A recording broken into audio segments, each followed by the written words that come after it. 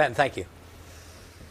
Now, back in 1970, Bron Burrell was the youngest driver in the World Cup rally from London to Mexico, and now, half a century later, she's been reunited with her car and is competing again. At the age of 72, she's planning to restage the first leg of the rally this April. Breakfast John Maguire caught up with her in training.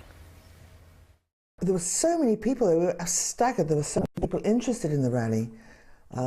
We didn't expect, I think there were 10,000 there or something. Wembley 1970, and the handover of the World Cup hosting duties from England to Mexico is marked by a car rally between the two countries.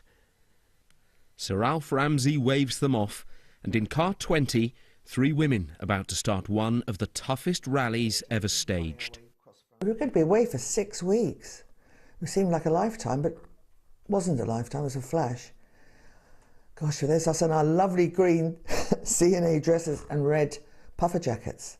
And down the ramp, we were starting our huge adventure. Gosh, we were young, weren't we? I think I was the youngest. I had very long hair, it was so unmanageable really. It was a stupid thing not to have short hair for that.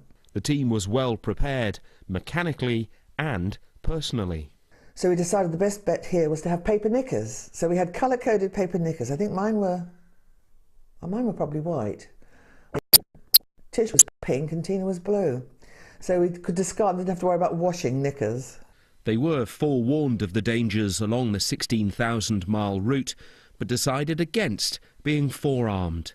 Teams was told if they wanted to, they could take guns, but just as protection. They asked us and we looked at each other and I said to Tish, do you think that's a good idea? So we decided against it, but there were cars who did carry guns. Almost 50 years on and safer times, Bron has recently bought their original car. Puff the Magic Wagon, as they called it, is once again race ready. Back with the car again, but what a shame. Tish is no longer with us. I know, she'd love this. She'd love to be doing it all again like we are going to be doing. This year. And we're going to miss it when we need to change a tyre, you know. Yes, exactly. I mean, the joy was she would be pumping up, jacking up the tyre, you'd be loosening the nuts, I'd be getting the wheel off. And then...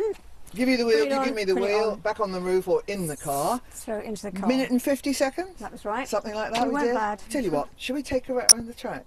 Yeah. Should we give it a go? Should we do that now? See if we can still do it.